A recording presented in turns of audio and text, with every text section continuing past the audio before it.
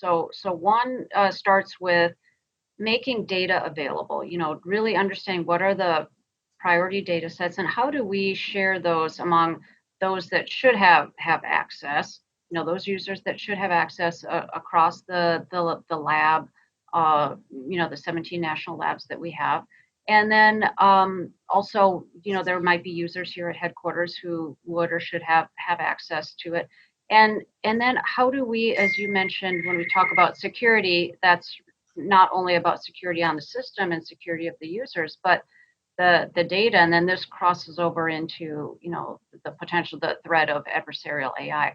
How do we really know the data provenance, and how can we ensure that? What are the methodologies that we'll create and the best practices that we could adopt here? What kind of a checklist could we apply to it to review these data sets before we say, yep, they're good enough, they're safe, they're secure, and that goes really the same for not only how do we share our data across the organization, because it is a lot of work to put together these data sets, and it is a lot of work to ensure that they're secure and do all of these checks, right?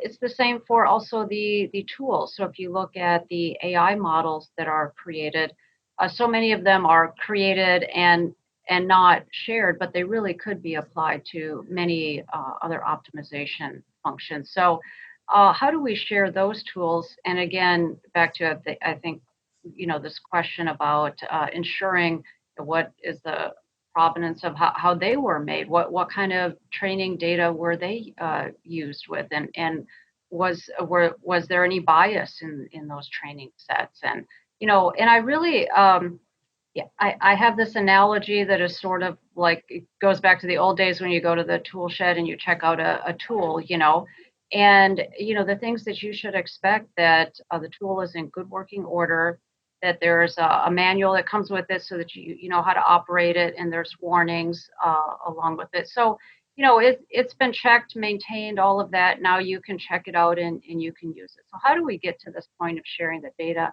and the tools, but really, like you said, taking those measures to make sure that we also have the security around the data and in the models that we use.